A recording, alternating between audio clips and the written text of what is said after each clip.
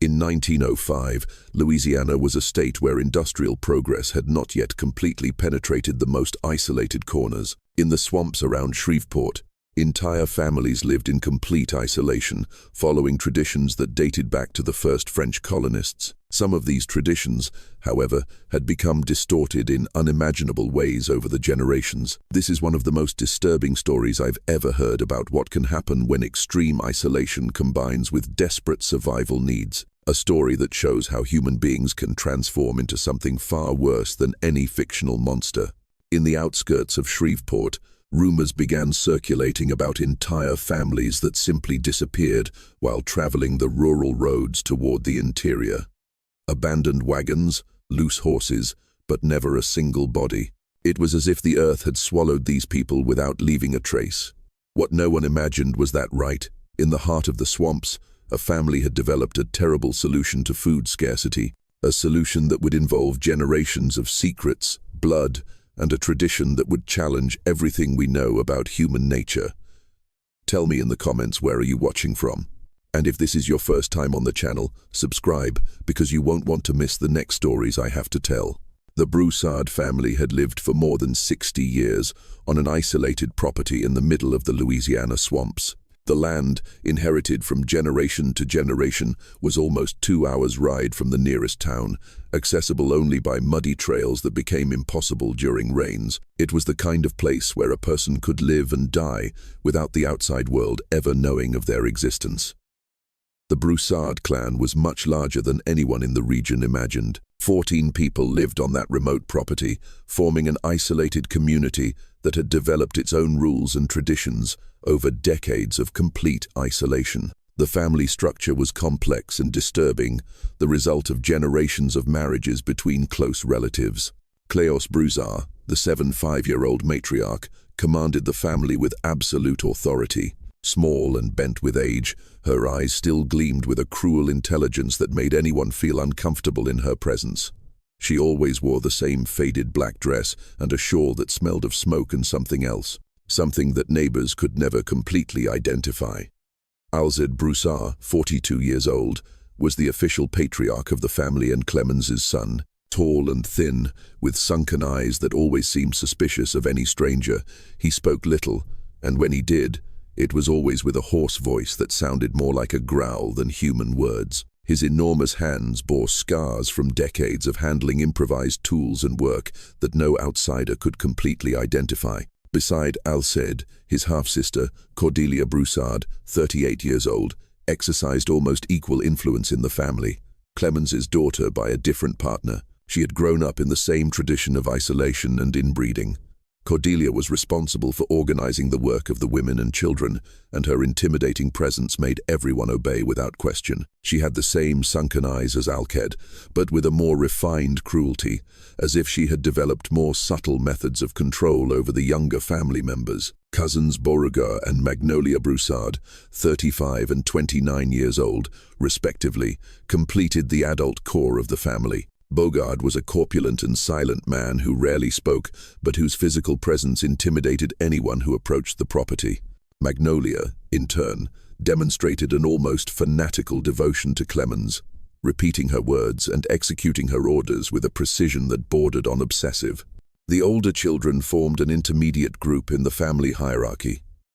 Eulalie, 25 years old, was Alcide's daughter, and occasionally appeared in the village to trade salted meat for supplies. Boudreaux, 21 years old, also Alcide's son, frequently accompanied the family's hunting expeditions. Both spoke even less than the adults, limiting themselves to nodding and pointing to what they wanted to buy when they came to town. But it was the 7 children and adolescents who most caught the attention of those who occasionally saw them. Thibodeau, 16 years old, and Celeste, 14, were the oldest of the group and demonstrated a disturbing maturity for their ages. They moved with adult confidence, but maintained childish obedience to the commands of their elders. The other 5 children, Octave, 12 years old, Sidonie, 10, the twins Alcée and Anatole, 8 years old, and little Azélie, only 6, were rarely seen by strangers. When they appeared, they always remained grouped together, whispering among themselves in an archaic French dialect that even the oldest French descendants in the region could not completely understand. The Broussard property was a labyrinth of improvised construction scattered across several acres of swampy land. The main house, made of dark wood and covered by a rusty zinc roof, housed the adults and older children. Around it were scattered smaller cabins, sheds, abandoned corral, and structures that seemed to have been built without any planning, as if each generation had simply added what they needed. What most caught attention was the organized silence that reigned on the property. Even with 14 people living there, loud conversations or noisy activities were rarely heard.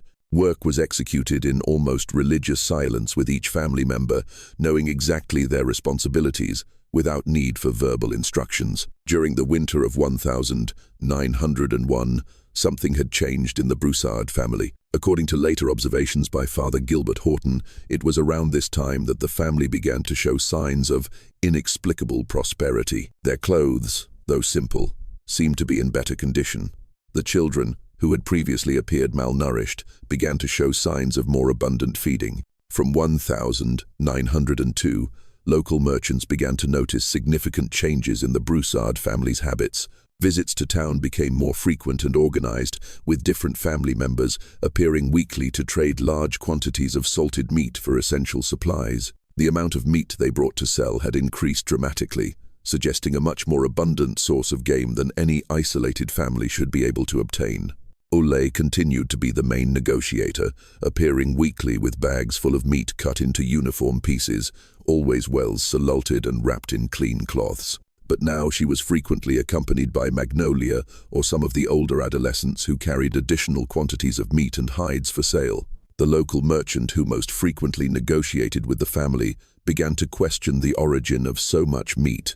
The quantity was impressive for a family that apparently did not possess herds large enough to justify such production. When he asked about the source, he always received the same laconic response: swamp game. But the man who had grown up in the region and knew all types of game available in the swamps noticed that this meat had peculiar characteristics. It was lighter than deer meat, more tender than wild boar, and had a distinctive smell even after being salted, a smell he couldn't identify, but that made him feel vaguely nauseous every time he perceived it.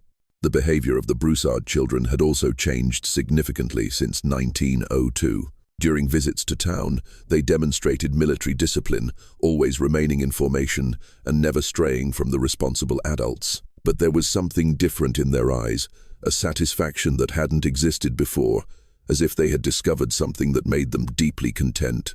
When occasionally one of them approached the counter where the merchant kept dried meat for sale, the behavior was always the same.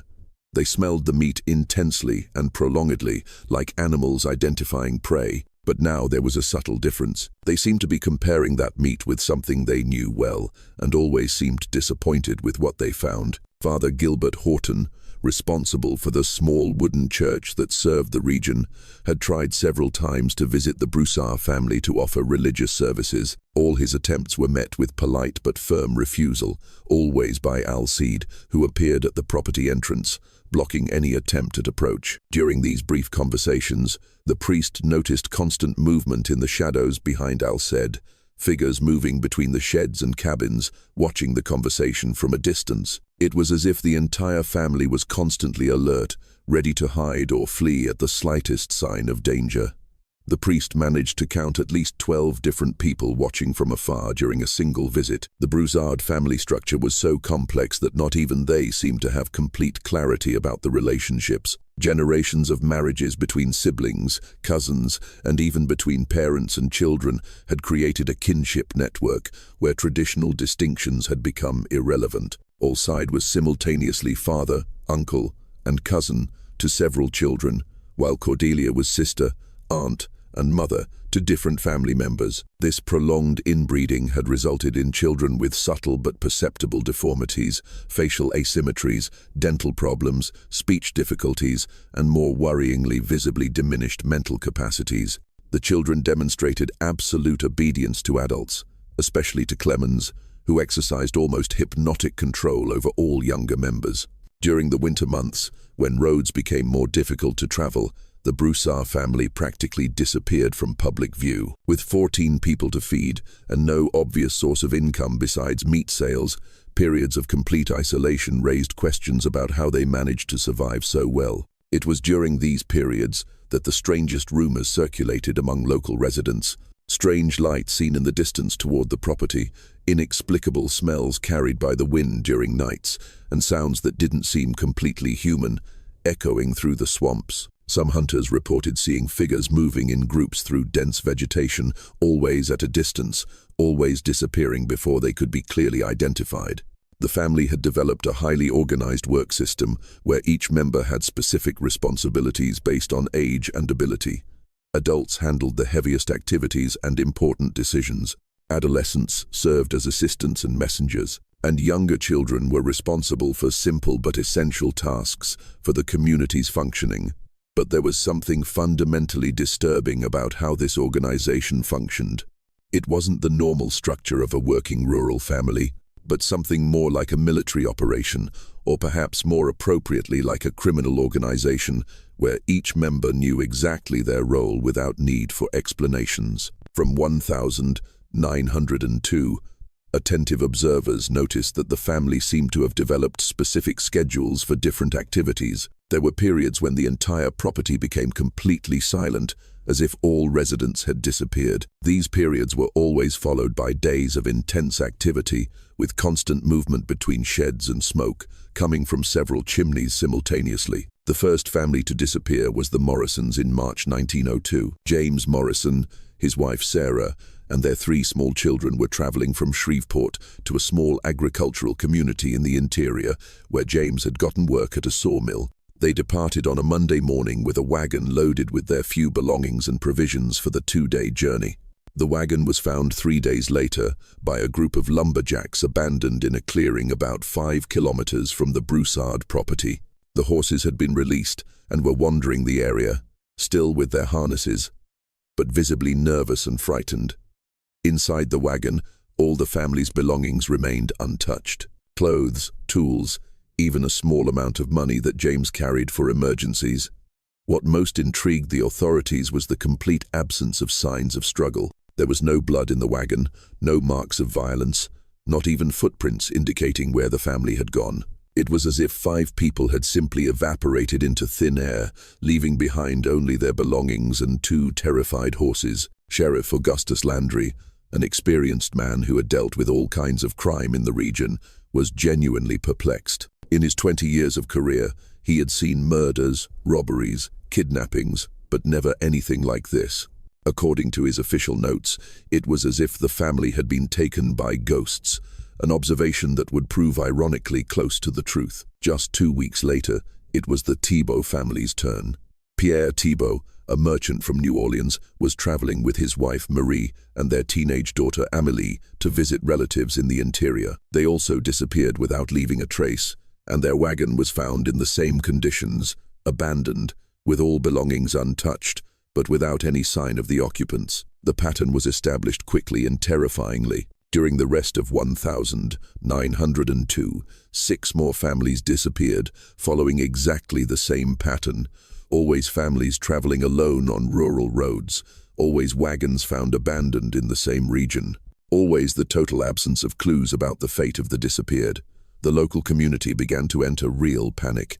In 1903, the situation became even more desperate. 12 families disappeared throughout the year, an average of 1 family per month. Fear in the region had become palpable, and many merchants completely refused to travel on rural roads, preferring to make enormous detours or simply cancel their trips. It was during this period of growing terror that Father Gilbert Horton began to notice disturbing details about the Broussard family. During his pastoral visits through the region, he had observed that the number of people on the property seemed to vary inexplicably. Sometimes he saw many figures moving between the constructions. Other times the property seemed almost deserted. Even more disturbing was the behavior of the children when they occasionally appeared in the village. They moved as a group, always under rigorous adult supervision, and demonstrated a discipline that went far beyond normal for children their ages. It was as if they had been trained for specific behaviors in public, hiding their true nature behind a carefully constructed facade. In his personal notes, The priest recorded his observations. The Broussard family continues to intrigue and disturb me. During my last visit attempt, I could observe at least 12 different people moving around the property, including several children who demonstrate a vitality they didn't possess before. The physical resemblance among all of them remains disturbing, but now there's something more, a satisfaction, almost a joy that didn't exist in previous years. The priest also noticed that the children demonstrated a completely transformed relationship with food, especially with meat. During occasions when they came to town, they approached the local butcher shop with a confidence he described as intimate knowledge. It was no longer curiosity, but something that suggested deep and personal experience. The local merchant reported to the priest several incidents that had left him deeply uncomfortable. The Broussard children now smelled meat with the precision of experts, and when they thought no one was looking, some of them made comments in French that, even without completely understanding, sounded like technical evaluations about quality and preparation. During 1904, the pattern of disappearances continued with terrifying regularity.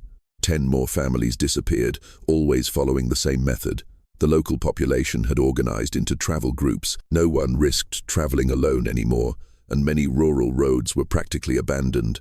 It was during this year that the priest began to notice a disturbing correlation. Whenever a family disappeared, the Broussard property became completely silent for 2 or 3 days, as if all residents had disappeared. When activity resumed, there was always intense movement between the sheds, smoke coming from several chimneys, and a distinctive smell that the wind sometimes carried to nearby roads. The local merchant, when questioned by the priest about these observations, confirmed an even more disturbing pattern. According to the man, after each period of silence on the property, the family appeared in town with exceptionally large quantities of salted meat to sell. The meat always had the same strange appearance and the same peculiar smell, but now there was much more of it.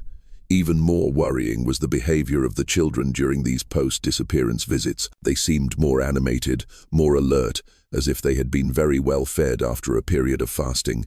Some of them demonstrated almost manic energy, contrasting with the lethargy they normally exhibited. During the first half of 1905, 6 more families disappeared, maintaining the terrifying pattern that had been established.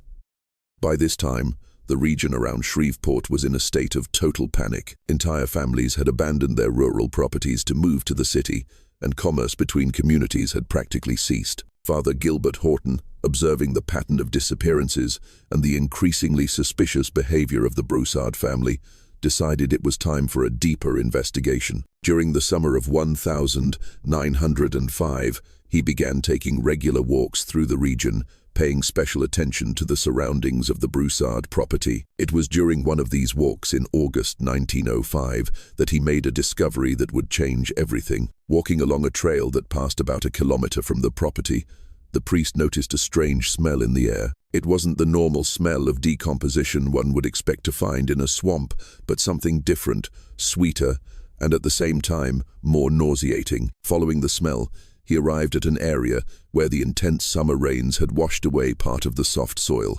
exposing what had been buried superficially. What he found made him question everything he thought he knew about human nature. Pieces of fabric that clearly belonged to human clothing emerged from the soaked earth. They weren't old rags or discarded clothes, but torn pieces of dresses, shirts, and pants that seemed to have been violently ripped off. There were shoes of different sizes, including small children's shoes, some still with socks inside. Carefully digging around the objects, the priest found more disturbing evidence: coat buttons, belt buckles, simple jewelry, children's toys, and even some human teeth mixed with the earth. The quantity of objects suggested that this location had been used as a deposit for the remains of multiple people over a considerable period. That night, Father Gilbert Horton wrote in his diary, "I found today evidence that confirms my worst fears about the fate of the disappeared families. The quantity of personal objects buried near the Broussard property, combined with the family's transformed behavior and the temporal pattern of disappearances, leads me to a conclusion that my Christian mind refuses to completely accept." During the following weeks, the priest continued his discreet investigations. He mapped the locations where the abandoned wagons had been found and realized that all were within a few kilometers radius of the Broussard property. More significantly, all disappearances had occurred on roads that passed near trails leading directly to the family's territory. The priest also began timing the family's activity patterns. He confirmed that whenever a family disappeared, the Broussard property became completely silent for 2 to 3 days. On the 4th day, activity resumed with intensity, and on the 5th or 6th day, family members appeared in town with large quantities of meat to sell. The local merchant, when presented with this chronology by the priest, was visibly shaken. According to the man, the pattern was so precise that he had unconsciously begun expecting visits from the Broussard family a few days after hearing about each disappearance. The regularity was too disturbing to be coincidence. Even more worrying was the quality of the meat the family brought. According to the merchant, it had improved significantly since 1902. It was better cut, better preserved, and prepared with a technique that suggested considerable experience. It was as if whoever processed it had perfected their methods through constant practice. Subscribe to the channel because the story I'm about to tell goes beyond anything you can imagine about the limits of human depravity. Father Gilbert Horton spent weeks tormented by what he had found. The evidence he had discovered in the area near the Broussard property kept him awake during nights, praying and trying to find an explanation that didn't involve the horrors his mind was beginning to form. Finally, in September 1905, he made the decision that would change everything. He sought out Sheriff Augustus Landry. The conversation between the priest and the sheriff took place on a hot September afternoon in the improvised office that Landry maintained in a back room of the Shreveport City Hall. The priest arrived visibly shaken, carrying a leather bag where he had stored some of the evidence he had found: pieces of fabric, buttons, shoes of different sizes, children's toys, and a small rag doll that still haunted him. According to official investigation records, the priest reported his discoveries in detail, including his observations about the abnormally large number of people living on the property, the excessive physical similarities among the children, the family's transformed behavior since 1902, and mainly the precise temporal correlation between disappearances and the Broussard family's activities. Landry, a practical man who had learned to trust the priest's instincts over the years, carefully examined each item that Gilbert had brought. The rag doll, in particular, caught his attention. It was a simple doll, the type that working families made for their daughters, but it was stained with something dark that appeared to be old blood. What most disturbed him was recognizing the fabric used to make the doll. It was identical to the dress that little Amelie Thibault wore when her family disappeared in 1902. Landry decided it was time for an immediate official investigation. The next day, he organized a search group composed of 8 deputies and 4 tracking dogs borrowed from local farmers. The objective was to conduct a systematic search in the area around the Broussard property, looking for more evidence, or in the worst case, the bodies of the 42 people who had disappeared in the last 4 years. The search began in the area where the priest had made his discoveries. The dogs immediately became agitated, barking and digging at several different points. In less than 2 hours, the team had discovered an area much larger than the priest had initially imagined. The soft swamp soil had preserved hundreds of personal objects scattered across an area of almost an acre. Shoes of all sizes, from men's boots to small children's shoes, emerged from the earth in different stages of decomposition. Pieces of dresses, shirts, pants, and underwear were scattered throughout the area, many torn in ways that suggested extreme violence. There were also personal objects: wedding rings, pocket watches, combs, broken glasses, children's toys, and even family Bibles. But it was when they began digging deeper that they made the discovery that would confirm their worst fears. About half a meter deep, the deputies found bones. Many bones, human bones of different sizes, including bones clearly belonging to small children, mixed with animal bones, in an obvious attempt to disguise the true nature of what was buried there. Dr. Rodney Manning, the local doctor, who also served as coroner when necessary, was called to examine the remains. His initial analysis, recorded in the official investigation files, confirmed that there were bones from at least 22 different people buried in that first area. What most disturbed him was the systematic way the bones had been treated. Many showed precise cut marks as if the flesh had been removed by someone with considerable butchering experience. According to the medical report, the bones had been processed in a way that Dr. Manning described as professional and efficient butchering. The cut marks were consistent and precise, suggesting that whoever had done the work had not only experience, but also adequate tools for processing large quantities of human meat. The revelation hit the investigation team like a shock.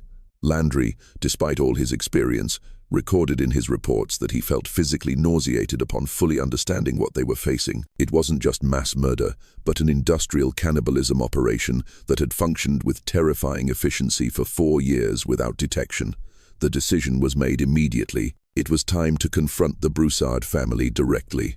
The next day, Landry organized an operation with 15 armed men to approach the property. They knew they were dealing with at least 14 dangerous people, including several adults who had participated in the murder of 42 people. The Broussard property, seen up close and with investigative eyes, proved even more disturbing than anyone had imagined. What from a distance appeared to be just a poorly maintained farm was actually a complex, carefully organized to conceal and facilitate horrible activities on an industrial scale. The first shed they investigated contained what could only be described as an improvised industrial slaughterhouse. There were multiple wooden tables stained with old blood, knives of different sizes adapted from agricultural tools, bone saws, and dozens of metal hooks hanging from the ceiling. The smell in the place was unbearable.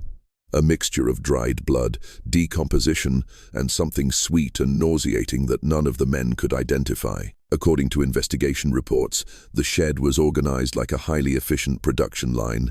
There were specific areas for different stages of the process: an area for initial slaughter, another for skin removal, a third for cutting and separating meat by type and quality, and finally, an area for preservation and storage. It was clear that the operation had been refined over years of constant practice.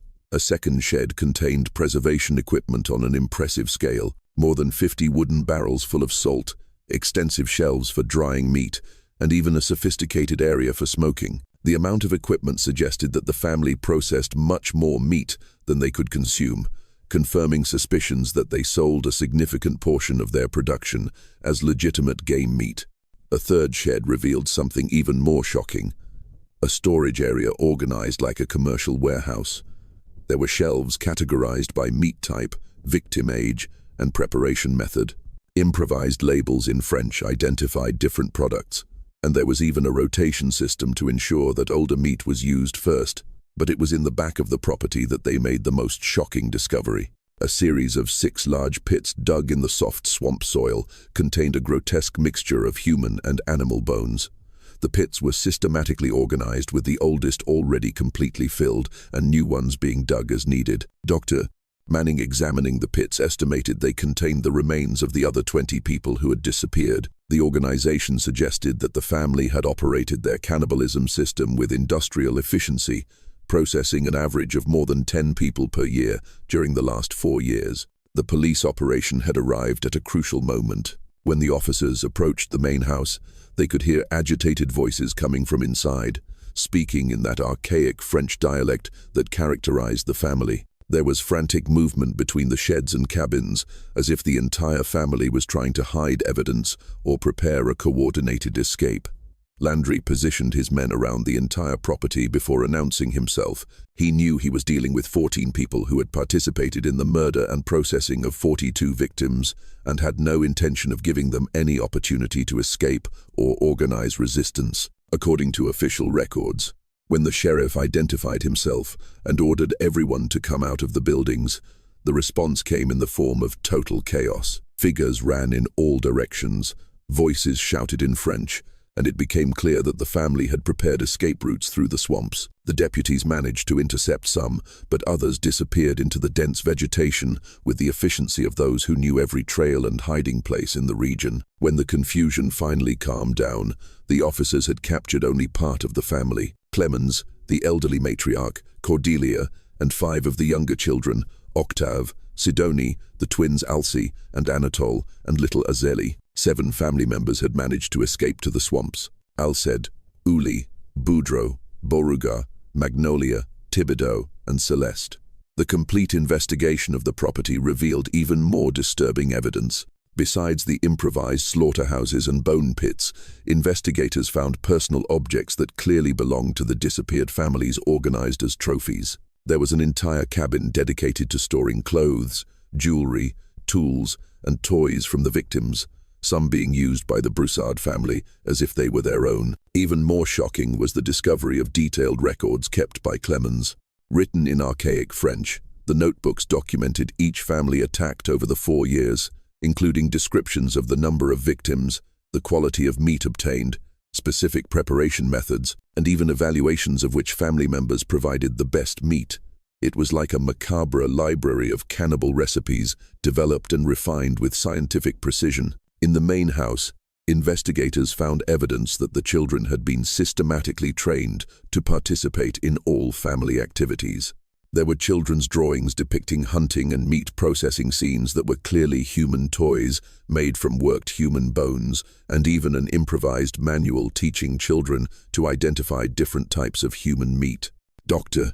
Manning, in his final report on the property investigation, concluded that the Broussard family had operated the most organized and efficient cannibalism system ever documented. The scale of the operation, involving 14 people working in perfect coordination to process more than 10 victims per year, had allowed them to operate as a true human meat industry. The arrest of Clemenos, Broussard, Cordelia, and the 5 children marked the beginning of the most disturbing phase of the entire investigation. Sheriff Landry had prepared several rooms in the jail for interrogations, but nothing in his experience had prepared him for the revelations that were to come from such a complex and systematized family operation.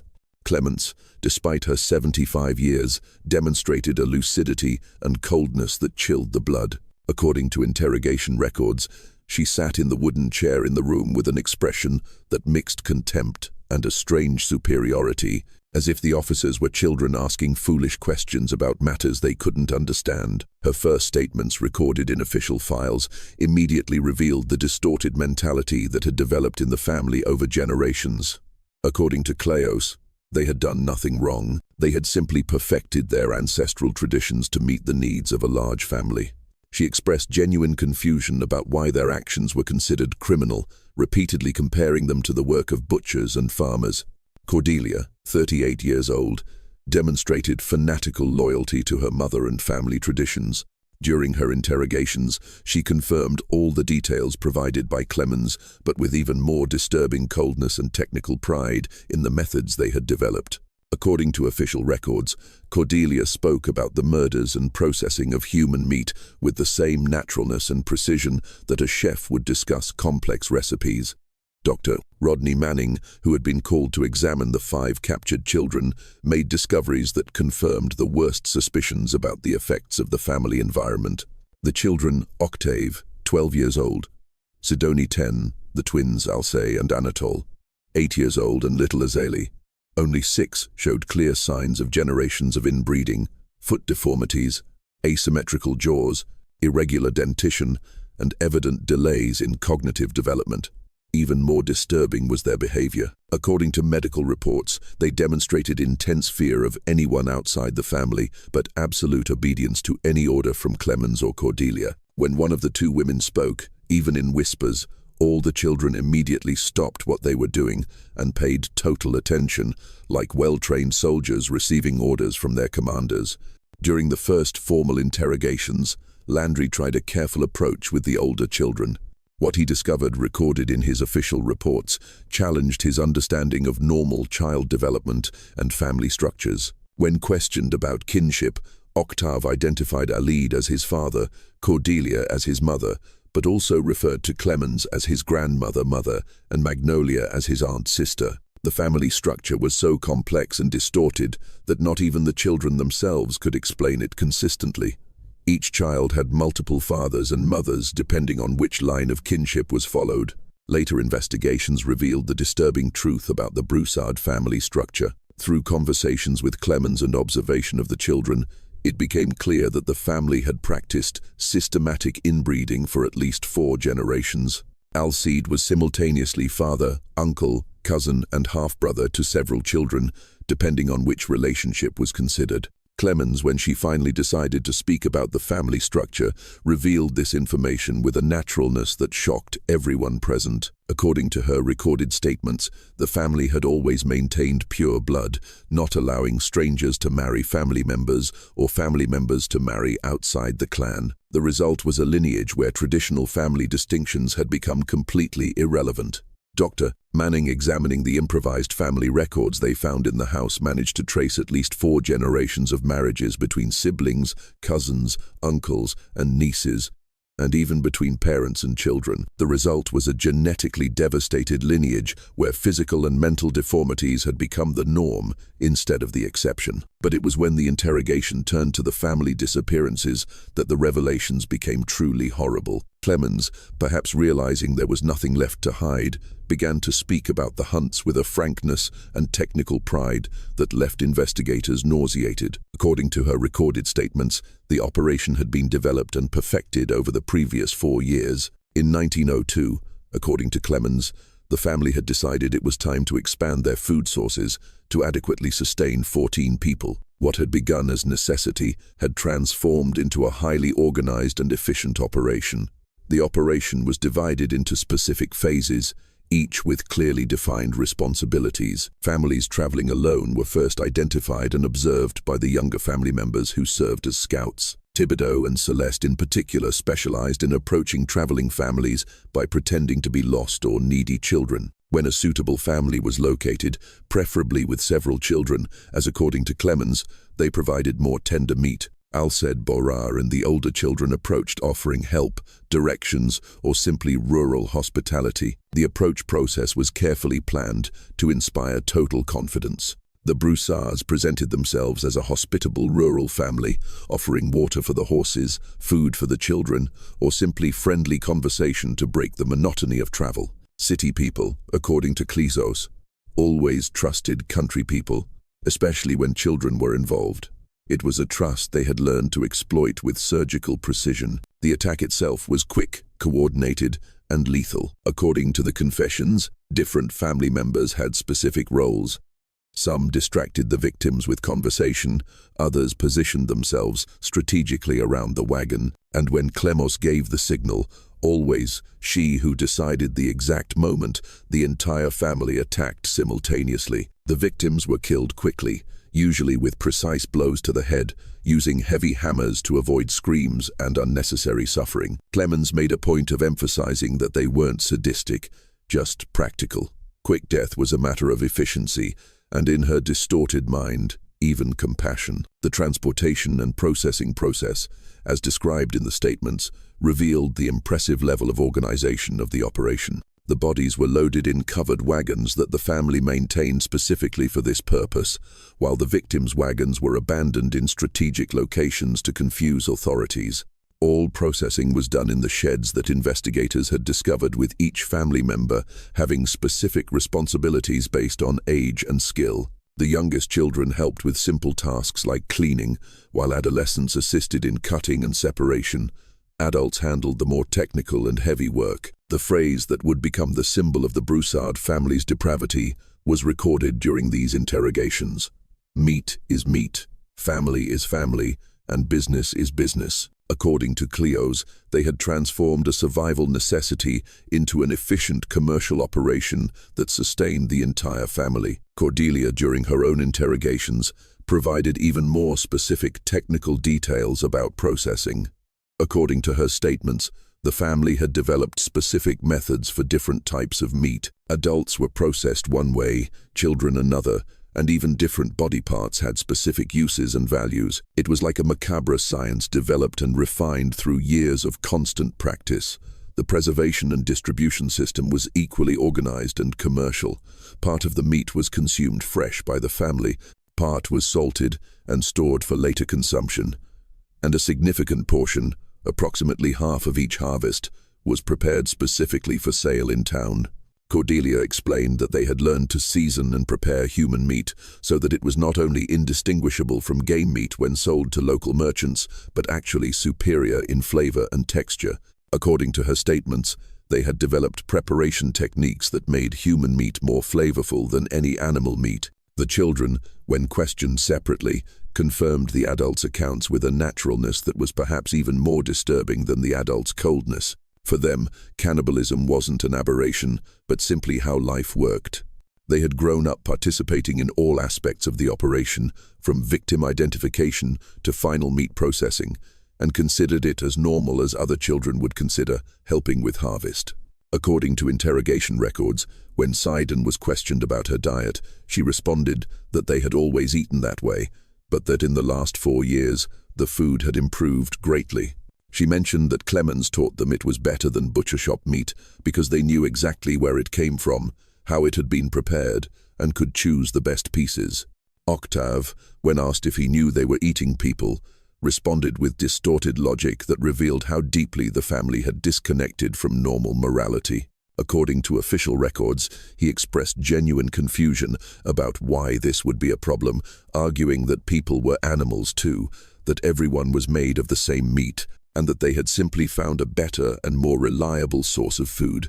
Dr. Manning, trying to understand the children's mental state, discovered that they not only participated in cannibalism, but had developed specific and sophisticated preferences. Octave preferred meat from young adults. Sidin had a preference for children her own age, and the twins had developed specific tastes based on the victim's gender. Even more disturbing, the children discussed these preferences with the same naturalness that other children would discuss their favorite foods. They had opinions about preparation methods, seasonings, and even about which families had provided the best meat. It was as if they were little gastronomic connoisseurs, specialized in cannibalism. The investigation revealed that the family had killed and consumed exactly 42 people over 4 years, an average of more than 10 people per year. The Morrison, Thibault, and other families had been completely eliminated, their bodies processed and consumed or sold, their belongings catalogued and stored as trophies or sold when possible. Clemens, when confronted with the magnitude of her crimes during the final interrogations, showed no remorse. Instead, according to official records, she seemed genuinely proud of what she had accomplished. She repeatedly compared her actions to the success of a prosperous farm, arguing that she had fed and sustained a large family for years using only available resources and her own intelligence. During one of the most revealing interrogations, Clemos explained how the tradition had evolved over generations. According to her accounts, the practice had begun with her own grandfather, who during a particularly harsh winter had consumed a traveler who died of natural causes near the property. The experience had been a revelation that transformed into occasional family tradition. But it was in 1902, according to Clemenos, that she had the vision to transform a sporadic family tradition into a systematic and profitable operation. With 14 mouths to feed and limited resources, she had realized that rural roads offered a constant and renewable source of food and income. Cleos described the operation's development with the pride of a successful entrepreneur. They had started with rudimentary methods in 1902, but quickly perfected their techniques. By 1903, they were already operating with industrial efficiency. In 1904 and 1905, they had achieved what she called operational perfection. Cordelia, complimenting Clemens's accounts, explained that each family member had specialized in specific aspects of the operation. Al, Sid, and Bogard were specialists in approaching and eliminating victims. Eulalie and Magnolia were responsible for initial processing. Boudreaux had specialized in preservation and preparation for sale. The adolescents had their own specialties. Thibault was expert at identifying vulnerable families. Celeste specialized in gaining children's trust. Even the younger children had specific roles. The twins were responsible for cleaning bones. Sidonie helped in separating meat by quality.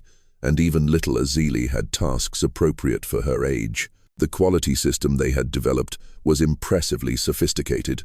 According to Cordelia, they categorized meat by age, sex, victims' physical condition, and even by occupation. Merchants who did physical work provided different meat than sedentary merchants. They had developed specific preparation methods for different types of customers in town. Meat destined for the local merchant was prepared one way. Meat for other buyers was prepared differently. Some buyers, unknowingly, had developed preferences for specific game that the family provided. The financial operation was equally organized. According to the statements, they generated sufficient income not only to buy essential supplies, but also to gradually improve their facilities and equipment. Part of the money was reinvested in the operation, part was saved for emergencies. Clemos revealed that they had planned to expand the operation. According to her plans, they eventually intended to operate in multiple regions, possibly establishing branches of the family operation in other isolated areas of Louisiana. It was an entrepreneurial vision applied to mass cannibalism. During the final interrogations, it became clear that the family didn't see their actions as crimes, but as an innovative and efficient way of life. They had created a sustainable system that met all their needs: food, income, and even entertainment, because, according to several statements, they genuinely enjoyed the work they did. The complete absence of remorse, or even understanding that they had done something wrong, was the most disturbing aspect of all the interrogations. For the Broussard family, they had simply found an intelligent solution to the challenges of isolated rural life. The fact that this solution involved the murder and consumption of 42 people was for them irrelevant. The trial of the Broussard family became one of the most disturbing and complex cases in Louisiana judicial history. The improvised courthouse in Shreveport was packed with curious onlookers, journalists from across the country, and relatives of victims, all trying to understand how an entire family had transformed into an industrial organization of cannibal killers. Cléos Broussard, as the matriarch and confessed leader of the operation, became the main focus of the trial.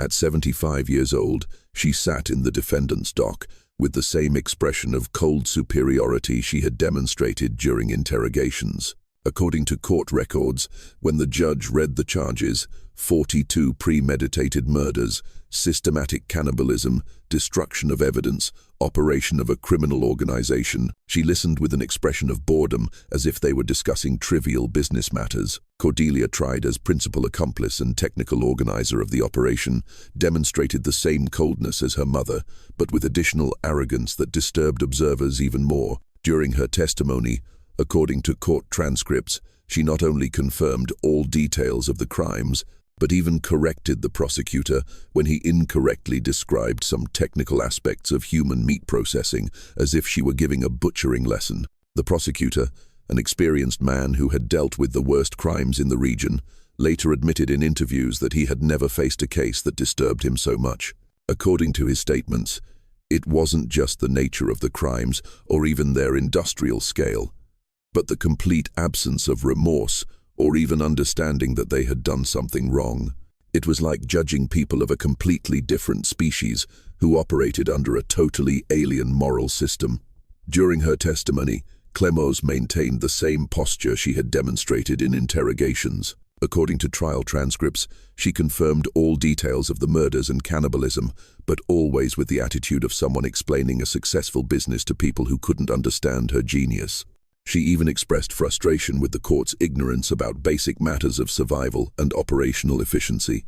Official records show that she repeatedly justified her actions as necessary and intelligent for the survival of a large family under difficult conditions. According to her testimony, people who lived in the city with access to butcher shops and stores couldn't understand what it meant to feed 14 people in complete isolation. She and her family, according to her words, had found an innovative and efficient solution to this problem. When the judge asked if she felt any remorse for the 42 people they had killed, including 16 children, her response chilled the blood of everyone present. According to official transcripts, she questioned why she should feel remorse for feeding her family and generating honest income, comparing her actions to the work of farmers who kill cattle, and arguing that both followed the same logic of survival and business. The 5 captured Broussard children presented an extremely complex legal and moral dilemma. Clearly victims of an extremely dysfunctional family environment, they had also actively participated in crimes for years.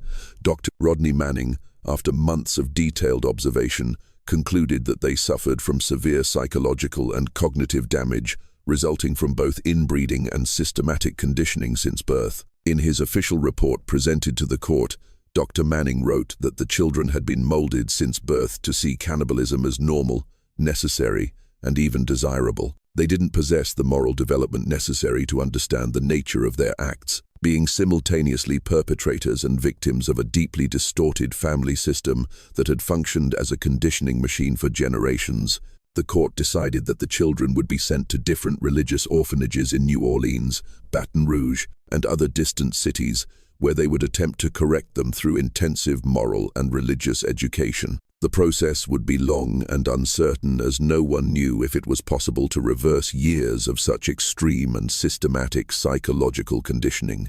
Octave and Sidonie, the two oldest children, demonstrated some capacity to learn new behaviors, but continued to have profound difficulties understanding why their old practices were considered wrong.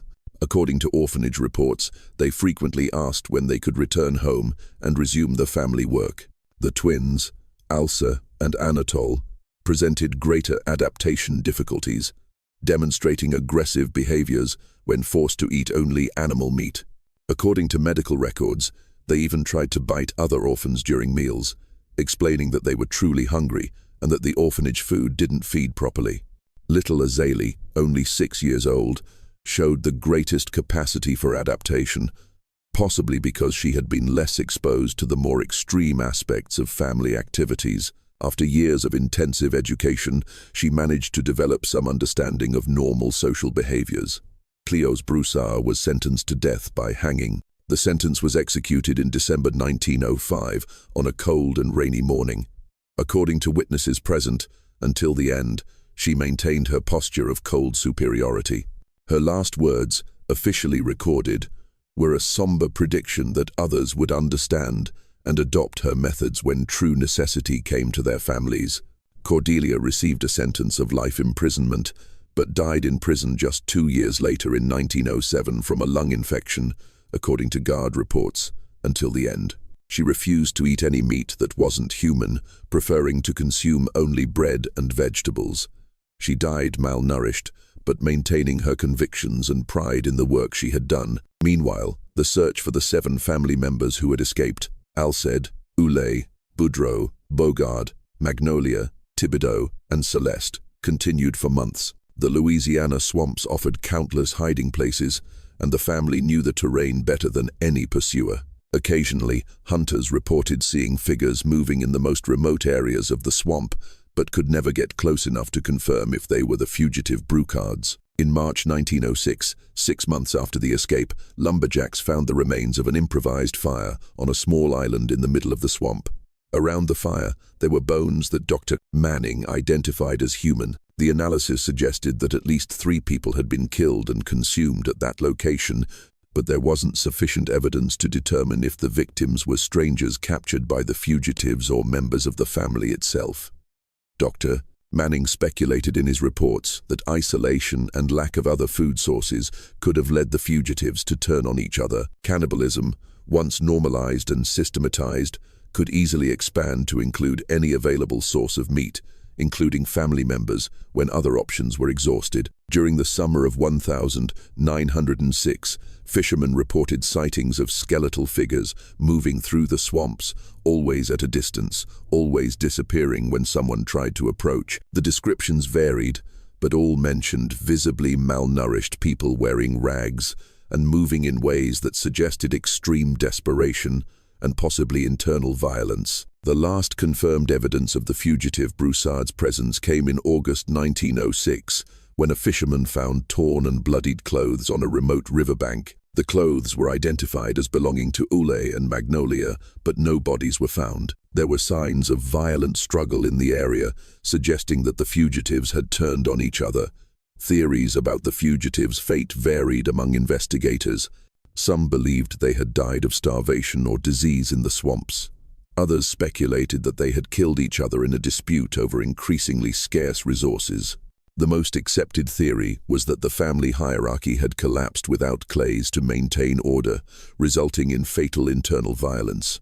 Sheriff Landry, in his final reports on the case, expressed the opinion that the fugitives probably hadn't survived the first winter in the swamps. According to his analysis, even with their knowledge of the terrain, it would be impossible for 7 people to survive indefinitely without adequate supplies, especially considering that several of them were adolescents without complete experience in independent survival. The Broussard property was burned by authorities in September 1906. According to official reports, the fire lasted 5 days. fueled not only by the wood of the constructions, but also by animal fat that had impregnated the soil over 4 years of intensive use as an industrial slaughterhouse. The smell of the burning, according to local reports, was unbearable and could be smelled for kilometers. Even after the complete destruction of the property, the area remained avoided by locals. Hunters and fishermen reported strange sensations when approaching the location, a feeling of being watched, inexplicable smells in the air, and a general atmosphere of unease that made them want to leave quickly. During the floods of 1907 and 1908, regional residents reported that bones continued to emerge from the soft swamp soil. The floodwaters carried fragments of bones and personal objects that had been buried over the 4 years of operation. Each flood brought new evidence of the family's crimes, as if the earth itself refused to keep its secrets buried. The Broussard children, who survived in orphanages, had varied and mostly tragic fates. Octave died in 1912 at 19 years old from an infection that doctors suspected was self-inflicted through wounds he made on himself until the end. Reports show that he continued to ask about other family members and express confusion about why he couldn't resume the family work. Sidonie lived until 1918, but never managed to form normal relationships or completely understand why her old practices were considered wrong. She was transferred several times between different institutions, always due to incidents involving attempts to convince other children to try raw meat or aggressive behaviors during meals. She died at 23 during the Spanish flu epidemic. The twins Alcé and Anatole were separated in 1908 after a series of violent incidents in orphanages. Al's died in 1910 at 15 years old after trying to attack a supervisor with a kitchen knife during a meal. Anatole was transferred to an institution for the mentally ill, where he died in 1915 at 20 years old. Still expressing the desire to return to his family in the swamps, only Azélie achieved some degree of social reintegration. After years of intensive religious education, she developed basic social behaviors and was adopted by a family in another state in 1912 at 13 years old with a completely new identity. According to later records, she lived a relatively normal life, married and had children, but never spoke about her childhood with anyone, taking her secrets to the grave when she died in 1954 at 55 years old. The Broussard case had lasting repercussions in the region and beyond. Rural roads around Shreveport remained little used for years, with many merchants preferring longer but considered safer routes. Trust in rural hospitality, a tradition deeply rooted in Southern culture, was severely shaken for decades. Father Gilbert Horton, traumatized by his discovery and the role he played in the investigation, requested transfer to a parish in another state in 1907. In his last notes about the case, he wrote, "I saw what human beings can become when they completely lose their connection with God and with humanity. An entire family transformed into a death machine, not by demonic possession, but by deliberate choice and systematic planning. May the Lord forgive me, but there is knowledge that no man should carry." Dr. Manning continued to study the medical and psychological aspects of the case for years, eventually publishing several academic articles about the effects of prolonged inbreeding on cognitive and moral development, and about how extreme social isolation can lead family groups to develop moral systems completely disconnected from normal society. Sheriff Landry, despite his experience with violent crimes, admitted in later interviews that the Broussard case had fundamentally changed his view of human nature and the limits of organized depravity. He implemented regular patrols in the most isolated rural areas and established protocols for investigating families living in extreme isolation. The story of the Broussard family is the most disturbing case of family cannibalism I've ever heard in my life. It wasn't a temporary psychotic outbreak or isolated crimes of passion, but a systematic industrial operation that had functioned with terrifying efficiency for 4 years, processing more than 10 victims per year. What makes this case particularly haunting is the complete absence of supernatural elements. There were no curses, demonic possessions, or occult forces at work, just human beings who, through extreme isolation, prolonged inbreeding, and a distorted entrepreneurial mentality, had transformed into something that challenged our basic understanding of human nature. The geographical isolation of the Louisiana swamps had allowed aberrant practices to develop without any external interference. The need to feed 14 people had provided the initial justification for practices that, once initiated, became self-perpetuating and increasingly elaborate. What had begun as survival necessity transformed into an efficient commercial operation in just 4 years. Perhaps the most disturbing aspect of the entire story is the internal logic that the family had developed to justify their actions. For them, there was no moral difference between killing an animal to eat and killing a person for the same purpose. They had simply found a more efficient and profitable way to exploit available resources. The Broussard case raises profound questions about the nature of human morality. If 14 people, including small children, are raised from birth to see cannibalism as normal and even profitable, can they be considered morally responsible for participating in it? The speed with which they transformed an occasional tradition into an industrial operation demonstrates how quickly human beings can adapt and perfect even the most horrible practices. The fact that 14 people could participate in such a horrible operation for 4 years also reminds us of how powerful social conditioning can be. The Broussard children didn't choose to become cannibals. They were molded for it from birth in an environment where such behavior was not only normal but a source of family pride. In the silent swamps of Louisiana, where cypress trees still whisper ancient secrets to the wind, the story of the Broussard family remains as a somber reminder that true monsters don't come from fairy tales or horror movies. They come from ourselves when we lose our connection to our shared humanity and allow isolation, necessity, and efficiency to transform us into something unrecognizable. The most frightening truth about the Broussard family isn't that they were unique, but that under the right circumstances, any isolated family could develop similar systems.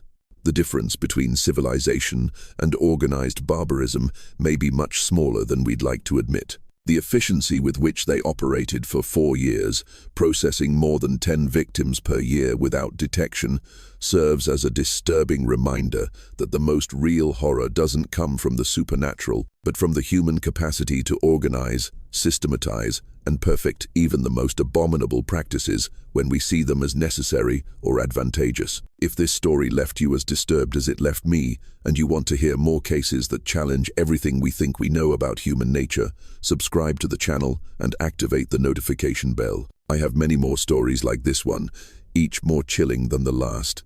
Stories that prove that reality can be far more terrifying than any fiction. Don't miss the next episode, because the darkness of human history has many more secrets to reveal.